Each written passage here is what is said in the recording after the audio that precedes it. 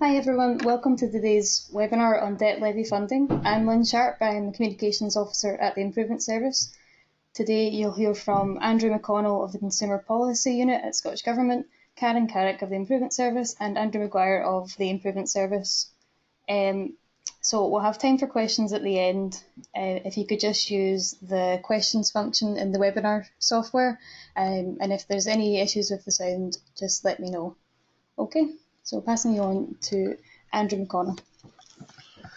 Hello everyone, thanks for joining up the webinar, and I'm very grateful to the Improvement Service for organising this all. Just a brief introduction. We are responsible in the Consumer Policy Unit for the debt advice levy funding, and as you'll be aware, that was devolved to the Scottish Government in January 2019.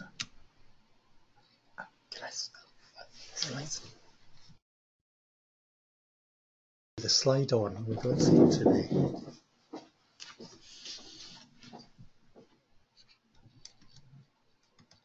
There we go. Yes, thank you. Right, the levy funding was devolved to the Scottish Government at the start of this year, and we want to make sure that it's used to support a system in Scotland that is user-driven, efficient and effective. We want to make sure that the money makes a real difference to people.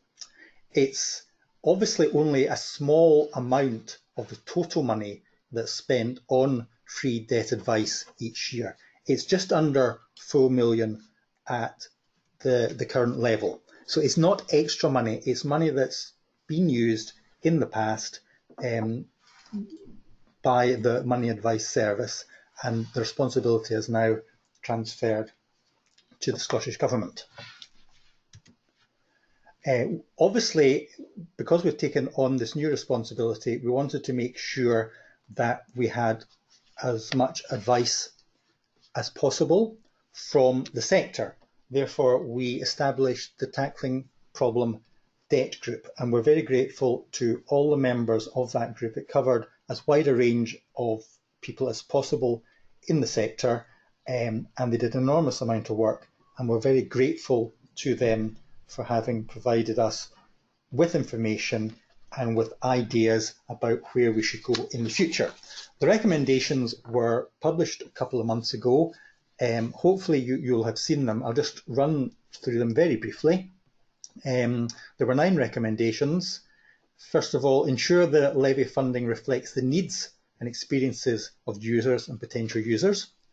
Develop a debt helpline that is Scottish focused and integrated with our advice landscape.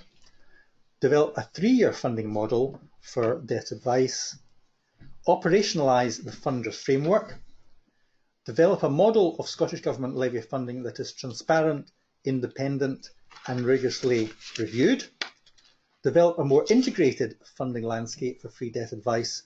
Harness the potential of technology. Develop a workforce strategy and ensure sustainable funding is available. So hopefully these are recommendations that you'll recognise and endorse yourselves. The Scottish Government has taken these on board, and we're developing a debt advice route map, which is our reaction to them and our ideas about how the debt advice levy money can be used in the future. And it's taking forward the ideas contained in the recommendations. One particular piece of work that we're looking at is developing a new model for allocating the levy funding. At the moment, we're in a transition period. We've taken on the projects that had previously been funded by the Money Advice Service, keeping some of them going. But we want to look at new ways of allocating the whole of the debt advice money so that we create a user-centred, collaborative and sustainable free debt advice system in Scotland. And we're grateful to the Improvement Service, who is looking at developing this model as one of the aspects being taken out of the Tackling Problem Debt Group work. Thank you very much.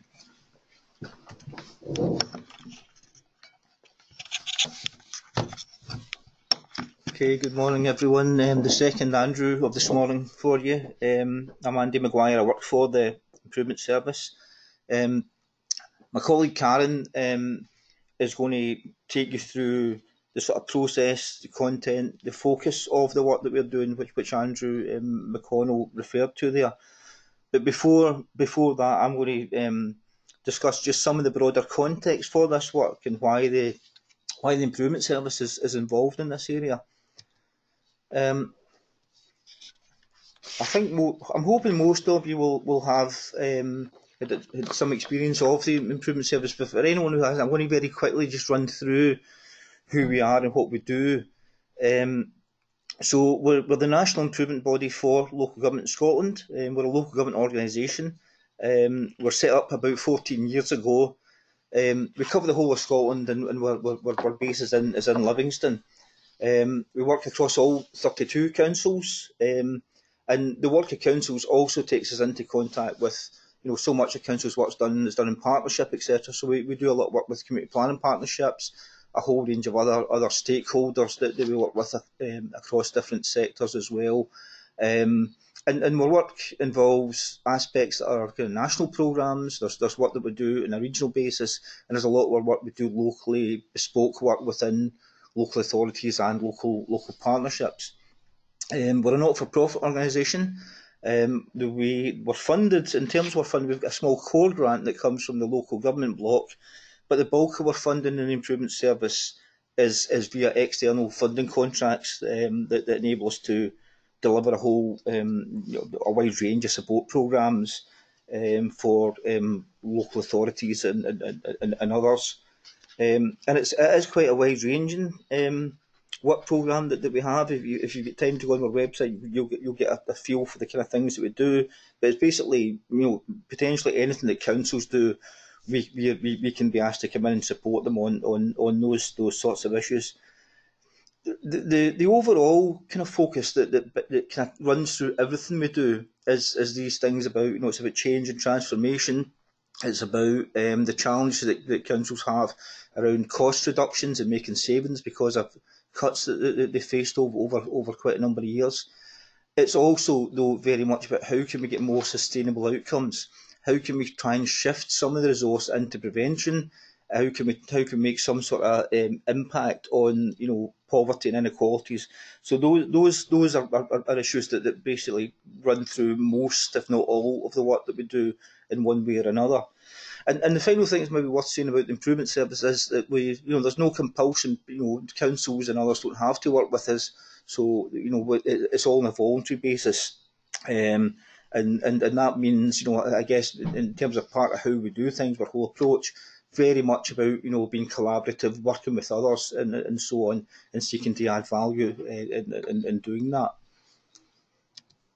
So that was about the Improvement Service generally. This is about, just to very briefly summarise the work that we have been doing in advice services, and it's been over the last 6 years or so. Initially funded through contracts with the Money Advice Service, and from the start of this year, then with the Scottish Government. And the work that we've undertaken has covered a whole range of different things. So it's research and analysis. There's the common reporting framework that I'm sure quite a few of you will be familiar with. We've done work around elected members support, briefing notes and workshops for elected members, etc.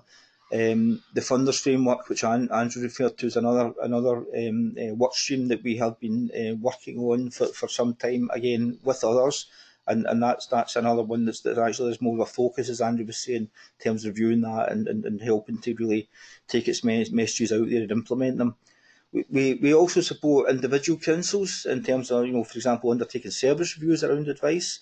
But again, a kind of core thing that we do across, not just where advice services work, but across the Improvement Service, is about trying to identify and good practice to share it across relevant networks. And again, there's a whole range of ways that we do that.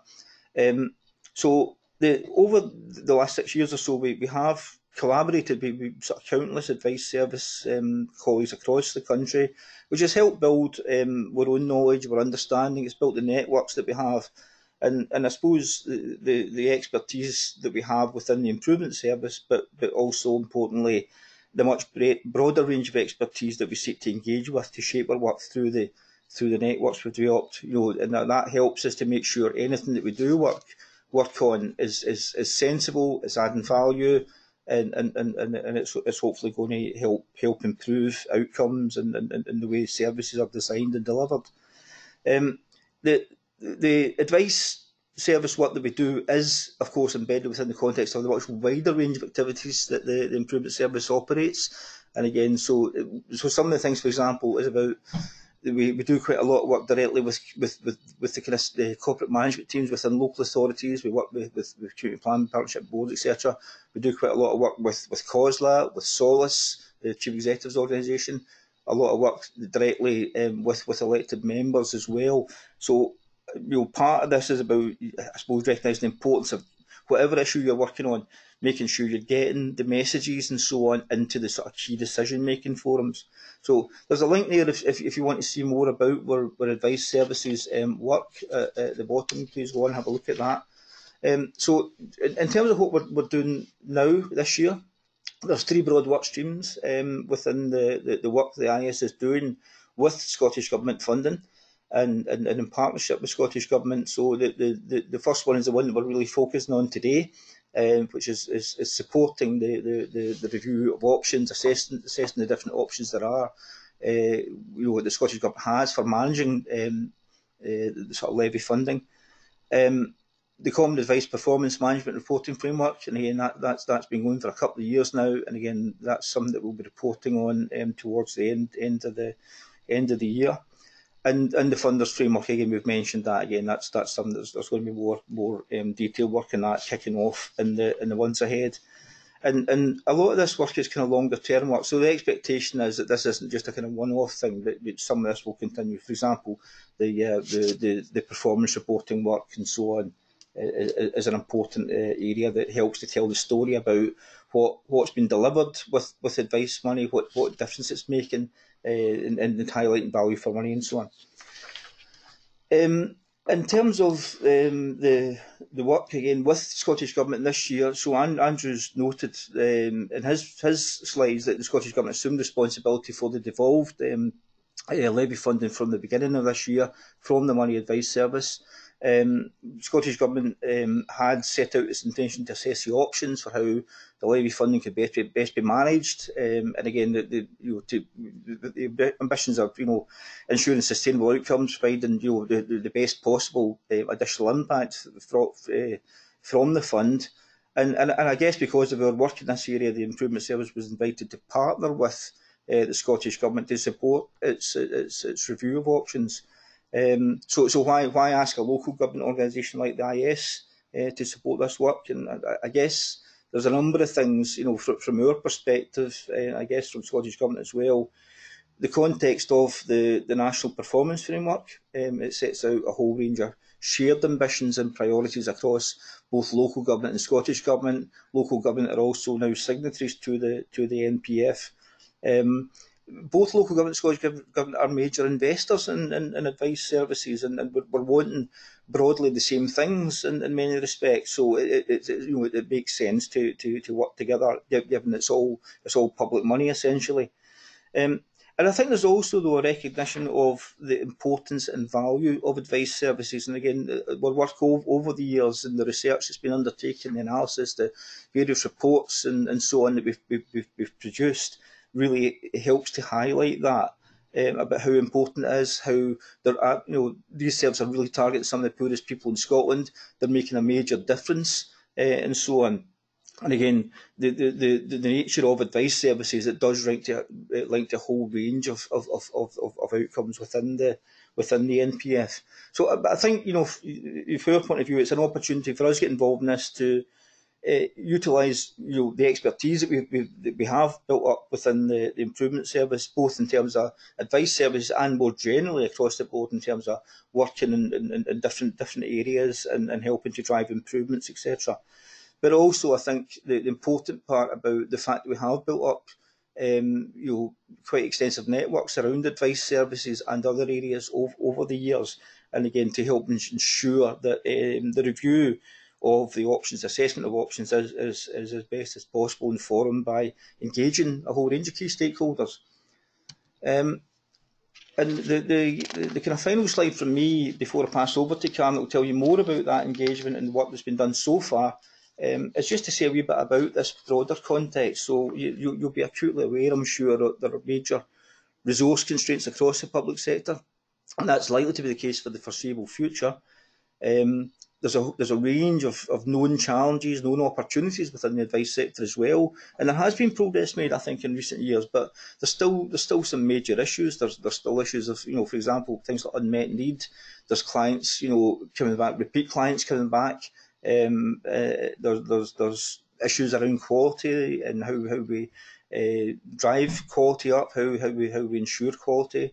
There's challenges around short-termism and funding from public sector partners. There's probably still work to be done in terms of streamlining reporting burdens for providers and so on. So there's a lot of things that we know can be done better, and we need to keep driving those sorts of improvements. I think there's also, in terms of what is required to really make a radical inroads in this, it is likely to be much more ambitious, much more radical approaches to service redesign, in order to deliver better outcomes, more sustainable outcomes for citizens. And when I'm saying, but I think when people hear more radical words like that, I think, but we don't throw the baby out with the bathwater, because we know there is an awful lot of good work happening within advice service across the country. But it's about, we need to build on what's working well, but we also need to think of what's the things that's really going to deliver much greater benefits, much more sustainable benefits, reach more people, etc. So there's opportunities, for better integration and alignment, more client-centred approaches, and there's opportunities to consider, what's the kind of learning from other areas that we might usefully apply to the advice sector. So just a couple of examples I've highlighted there of things that we ought to be looking at. Scottish Government and local government, less than 12 months ago, signed off a joint partnership agreement around employability. It's based on an interesting piece of work document called No One Left Behind, which looked at what does it take to get people into employability. It was very much about, there's a whole load of different services, advice services, childcare, transportation, all these things potentially will be part of someone's journey into employment. And the whole kind of emphasis in this was about, we need to much better align these services. We need to make sure we're getting appropriate referrals and all the rest of it. So that example where Scottish Government, local government have signed off a joint partnership agreement, I think is quite an important step forward. It's a kind of formal recognition that we're both in this together. We've got these shared ambitions. We both invest and so on, and making sure that we're working together rather than working separately. Regional approaches are something that we've been about for a long time in all sorts of areas. Things like transportation and roads as regional approaches, education, improvement collaboratives over the last couple of years as well, increasingly economic development. And again, I think there is sometimes a nervousness about where regional working is going to take us, but I guess it's the subsidiarity thing. There are some things that are best done regional basis, some things that are best done locally, some things that are best done nationally, and it's making sure that we get we get the right balance there. It doesn't mean that everything would be done regionally, for example. It means that it's more about getting the mix right. So I mean, I think that in digital, there's all sorts of opportunities clearly in terms of digital approaches and how they complement some of the more traditional advice approaches. So that's for us, the context not just for advice services, but the context across the public sector. And I guess, the whole challenging context, particularly, the reducing resources, increasing demand in all sorts of areas because of demographic change and UC rollout and potential Brexit impacts, etc. There's going to be a major sustained period of challenge across the public sector. So I guess, in the context of this discussion today, that's partly about ensuring how decisions made on the future shape of the levy funding, they ought to complement building what existing provision is. And again, it's all about making sure we're getting good value for the public pound and getting sustainable outcomes from this.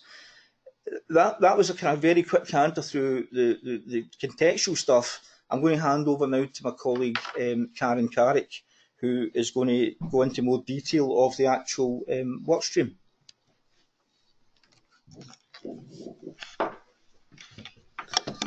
Thanks very much, Andy and Andrew, and thank you very much for listening. Andrew outlined the purpose of the fund, which really is to make a real difference. And the way that we think that can be achieved is through improving outcomes for service users. Now, that could relate to easier and earlier access, but fundamentally what we're hoping is it will reduce the debt burden that many service users, particularly those who are particularly vulnerable, face. And I'm sure that's something that the levy payers who are actually funding this approach would want to see as well. Clearly, whatever happens has to be sustainable for the sector. There's been lots of issues about short-term funding, but sustainability also relies on the sector having capacity and capability. And one of the ways of doing that, as Andy has said, might be to look at service transformation. In the current context of local government, we have to demonstrate that there is value for money. One of the ways of doing that could be reducing duplication, adopting an integrated approach which will enable resources to be used most effectively. And that could be through regional models or it could be through other partnerships. But again, that's critical to the model going forward. So what did we do to identify the models that we have put in the report? I've got to acknowledge the support that was given from Third Horizons in this process, who helped with the desktop research and the interviews. Essentially, what we did was a desktop review of what models are in operation in countries that are similar to Scotland. We also looked at the existing structures in Scotland that might be capable of giving us the basis of a model that we could perhaps adapt and test going forward. So there was the desktop research, but we also engaged with people. Now, I accept that this was a limited engagement because of the timescale that we had to prepare the report. And really the purpose of the webinar today is to start a more intensive engagement process. What we decided to do was to focus on councils as key investors and providers of advice services and national bodies as well, like Citizens Advice Scotland and like Scott Cash. We also consulted users because they are critical to this process, and we were very fortunate in that we were able to access people who hadn't a connection with any particular advice provider, be it a third sector or local authority, but really had limited experience of advice services or had never used them in the past. So we were able to look at what potentially the barriers were to people actually accessing services. I have to acknowledge that there's a very wide range of debt advice providers in the third sectors. There's the CAB network, there's law centres, there's independents, and it really, in the timescale, was just impossible to consult everybody on an individual basis. We also held interviews with by phone or in person, and we did organise specific listening events for public sector funders and providers. So that was the process that we used. That's how we gathered the information and comments that enabled us to produce the report. It is a preliminary report on potential funding models, and the link's there should you want to access it. I'm sure many of you will have read it in advance, or at least looked at the edited highlights and the executive summary. So what did we say then? Well, we identified 7 potential models. As you can see from the slide, 2 of them, a national body and community advice partnerships, we pretty much discounted at this stage. We looked at a national body, but the feedback was that it would reduce opportunities for partnership working, and also it would be difficult to see how that a national body could have the local knowledge and the localism that was really felt was critical to any kind of advice service delivery. We also looked at community advice partnerships, which would align to community planning partnerships. And although this area has a lot of potential, we felt that at this point in time it would need much greater investigation and discussion with local CCPs, and it possibly could need the creation of a new national body. So again, at this moment in time, we put it to one side. There were two longer term solutions that we thought potentially might be useful, and Andy's already alluded to them. We thought about regional groups. Now, we're calling them self-assembling regional groups because it would be up to the organisations involved to define what they meant by a region. And they would build very much on the work that Andy has mentioned in relation to employability. There are economies of scale, there's a possibility to avoid duplication, but this model needs a lot more discussion and development. Again, there's a possibility of a partnership framework. As Andy has said, local and national government are the key investors in advice services, and there are multiple benefits in terms of integrating advice services yet retaining localism, and a partnership framework would enable this to happen. There are two models that we think we could test right away, and we're doing tests of change with them. One is a change or an innovation fund. And what we'd like to do is look at how that can be used to deliver sustained improvements, because there have, as you've seen in the report, there have been change and innovation funds in the past where things have been tested and have been proven to work very effectively. But often what happens is that the existing services are not adapted or refined, and the changes are not actually implemented. So in this process, we're really keen to see if there's a possibility of sustaining a change that has multiple benefits. We're also going to look in a bit more detail about direct grants. Now, that's an existing model that's already in use by local authorities.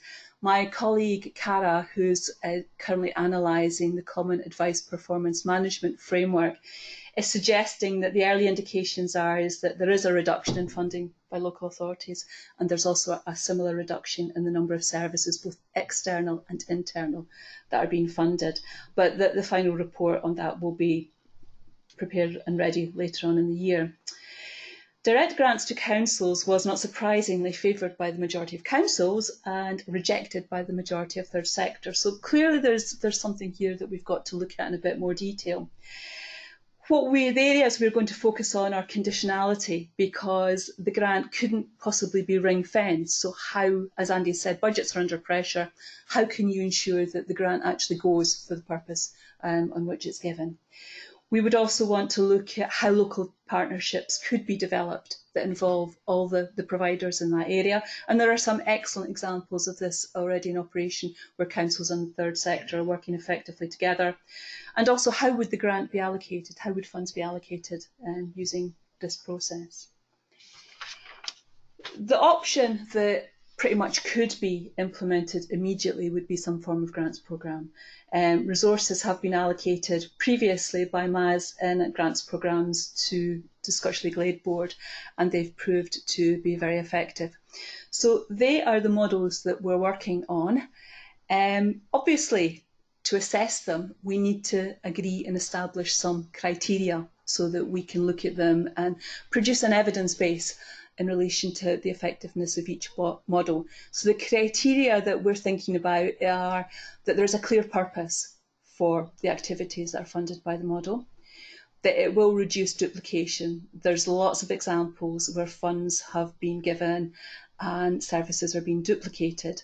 One of the key elements, though, is that it will increase the impact on service user outcomes. It will be a more efficient and effective service that could be locally based, that meets service users' needs, one of which could be reach and accessibility.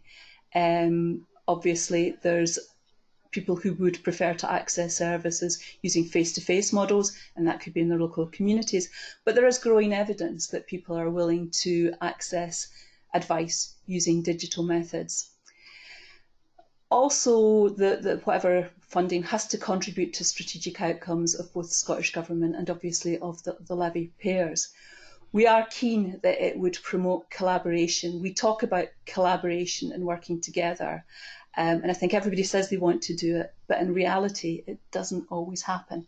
So that would be something that we would be keen to assess and look at the effectiveness of the model. Clearly it has to offer value for money, and we would hope that it would encourage earlier intervention. Again, that's something that agencies are signed up for and something that was recommended in the Christie Commission. So they're the criteria that we're suggesting. Obviously, we want to talk to you about that. So what's going to happen next? Well, we want to continue to engage with everybody, and we want to widen that engagement, and that's the start of the process, as I've said today. It also could be that although we've got 7 models, there may be missing models. None were identified in the course of the initial consultation and engagement. But if people have a suggestion and evidence for a model that potentially could be considered and scrutinised, then we're quite happy to take that on board. We also want to look at the assessment criteria and think the ones that I've outlined in the previous slide, are they the right criteria? And indeed, if they are the right criteria, what priority should we give to them? What's more important, value for money or meeting service user outcomes? So we need to think about how we're going to weight the criteria and the assessment process. And obviously we've got to do a lot more work on the suggested models. We've got to scrutinise them. I've outlined some of the areas that we'll be looking at, but there will be others, and we're open to suggestions from people who are engaging in the process. So as part of the engagement process, we have set up sessions in Edinburgh, Glasgow and Perth. Now these will be open sessions, everybody is welcome to come along. What we're thinking is that we might in the morning consult with the public sector, in the afternoon the third sector. But again, we're quite amenable to talk about that. We want to continue engagement with stakeholders in a range of ways, through webinars like this, through these open events, but also we have a K-Hub. And I would encourage you to join that. We will be publishing all the material that we produce on the K-Hub, and it will also give you opportunities to comment on what we're suggesting. So finally, what I would like to say is that really you've listened to us this morning, but now we would like to listen to you in the months going forward. We welcome all views and opinions. It is a very diverse sector and there isn't always consensus, but I suppose that's part of its value. What we really want to do is draw on the expertise and knowledge that exists and produce evidence-based recommendations that will support effective decision making. So thank you very much for listening. That's great. Thanks everyone for presenting. We have time for questions if anyone wants to put them to any of the 3 presenters. So just use the questions function within the webinar software. I can give you a minute or so to get started on that.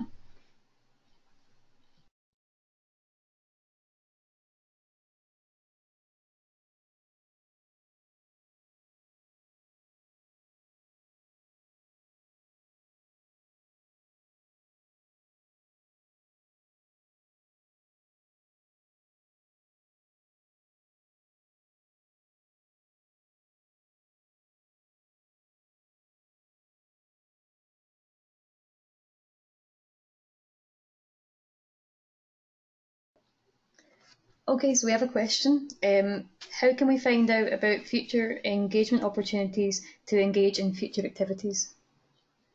Well, as I said, we have set up a Knowledge Hub group, so if people want to contribute or join that, they're very welcome. That's an opportunity to engage. We've got the 3 open events. My email address is there, and we welcome comments at all stages in the process. It's very much that we want to engage with the sector and draw on the experience and expertise that exists there so that it can influence the future reports that we provide. That's great, thanks.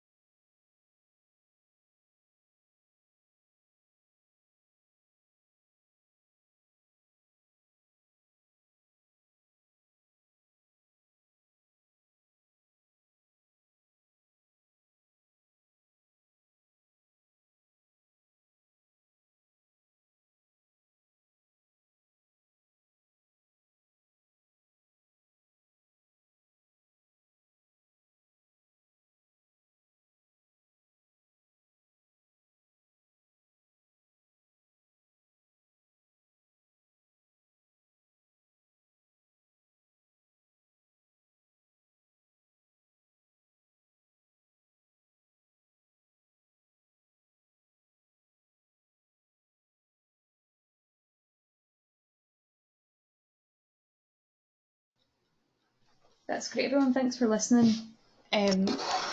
We'll share the link to the webinar after the webinar. We'll put it onto YouTube and share it on the Knowledge Hub. Oh, we have a question just last minute there. Hold on.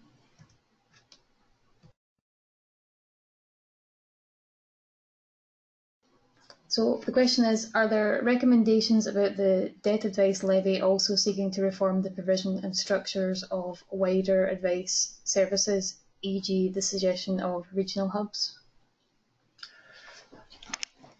At the moment, we're looking particularly just at the debt advice levy. Obviously, we're well aware that often debt advice is integrated with other advice, and also that those seeking debt advice actually maybe need other advice as well. So we're well aware, and we want to make sure that any lessons learned from this are learnt right across the advice sector. But the focus is on debt advice, but we're hopefully going to be well aware of any other implications for the wider advice sector. That's great, thanks. There's still time for questions if anyone has any last minute burning questions they'd like the panel to answer while we're here. As I said, the webinar will be shared on YouTube and on Knowledge Hub, so you can share it with colleagues that might be interested. Another question, what are the timelines after December sessions before funding is distributed?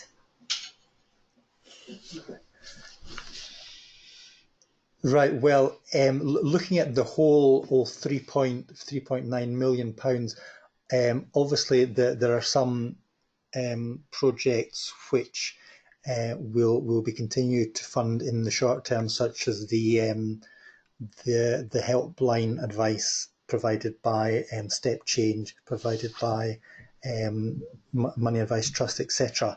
We're also looking at working with Scottish Legal Aid Board on another programme to looking at improving the debt advice journey, and that we hope will be operational at some point in the next financial year. So there are different strands going on. It's not a sudden change that's going to take place. It's going to be a gradual change over a few years. That's great, thanks. We have another question. What will value for money look like?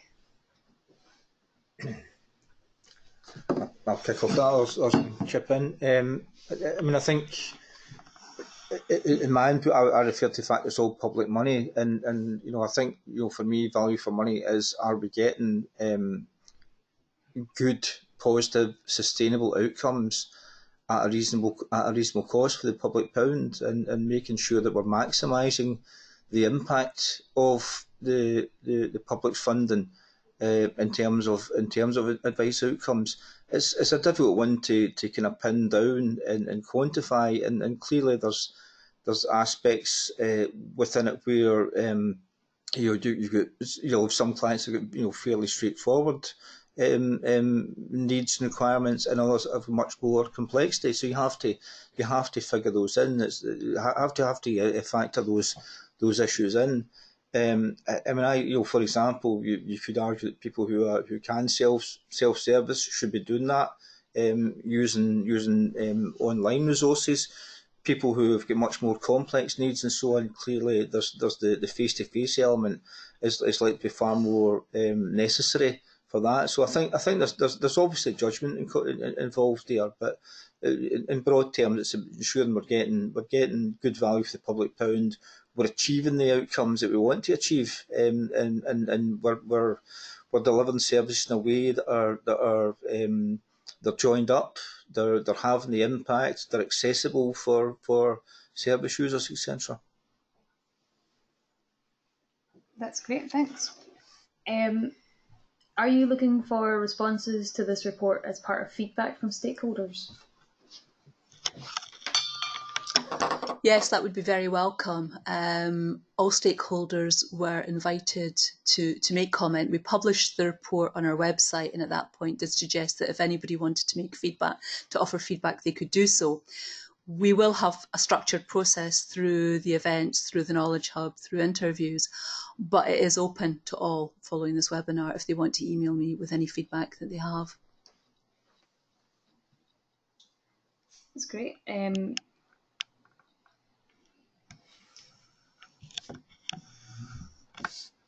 So in your presentation, Karen, you mentioned the duplication. If there's demand, is duplication of services a bad thing? I think in terms of duplication, what we were talking about was that there can often be funding given from different sources for the same service, and that may not necessarily be a good thing.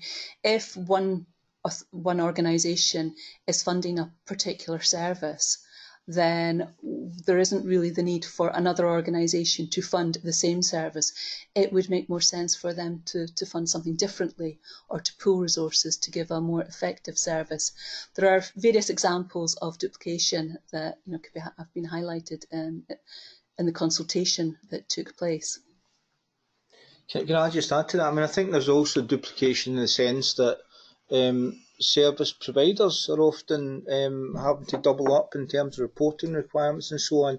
So if there's opportunities to streamline those sorts of things, reduce the admin burden, for example, so that more resource is freed up for frontline delivery, I think that's aspects of duplication that we'd want to see improvements made on, and that's why some of the models we are looking at is, for example, is there opportunities for more kind of formal partnership working across the main public sector funders, so that the public sector funders themselves are getting their act together and they're not being unreasonable in terms of how they're what requirements they're putting on people in terms of reporting.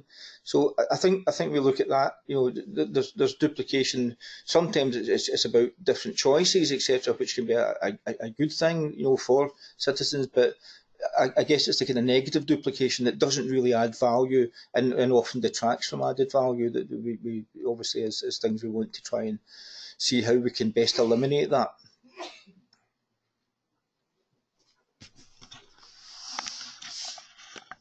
That's great, thanks. Will service users be involved in designing the new service?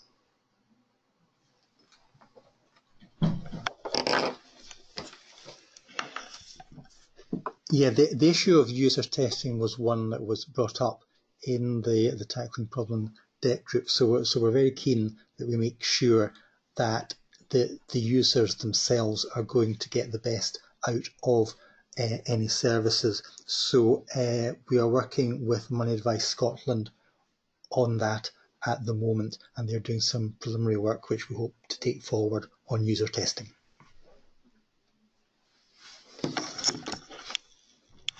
In preparing the preliminary report, as I said, we did consult with service users, and that's a process that we would want to continue as well. So we will have a variety of evidence bases from the different engagement exercises that are going on at the moment, and we can feed that into the Scottish Government, who will then assess which is the most effective way to proceed.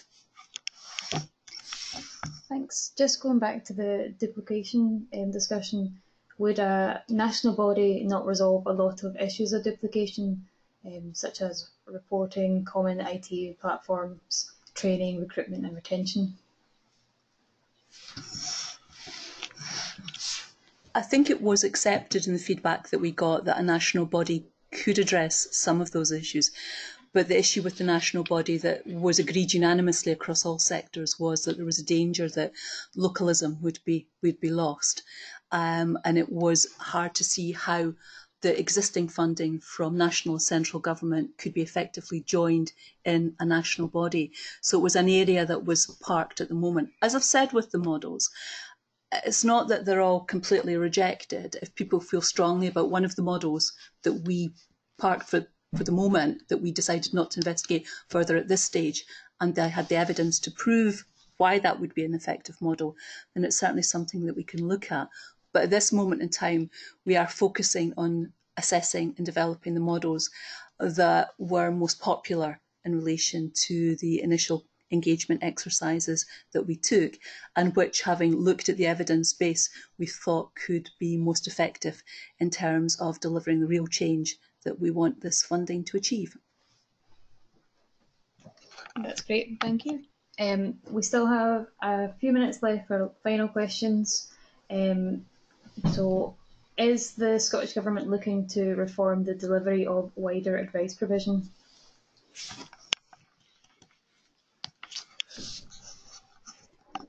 We're obviously always looking at how best to deliver advice right across the board. We're not doing a detailed programme as we are with the debt advice at the moment, but we're very conscious of the need to make sure that advice across the board is delivered as effectively as possible.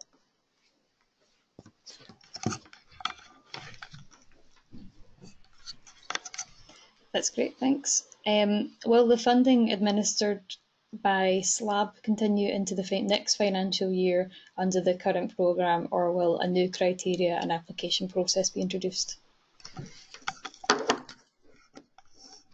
The current SLAB projects focusing on debt advice will be coming to an end. There were time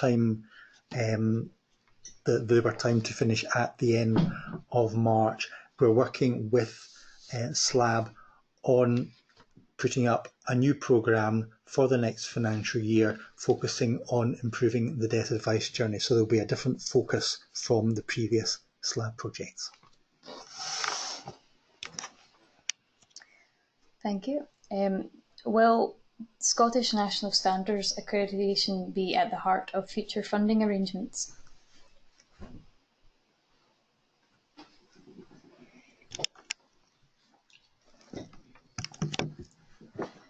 Obviously, the quality of service that's provided is very important, and one way of assessing that quality is the use of Scottish National Standards. Individual funders look at what they're doing in relation to whether or not there should be a requirement to be working towards it or to have achieved Scottish National Standards accreditation.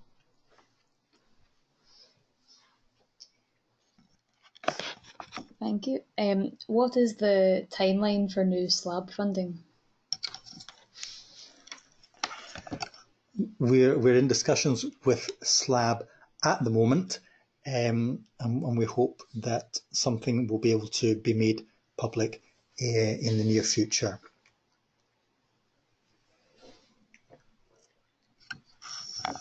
That's great, thank you.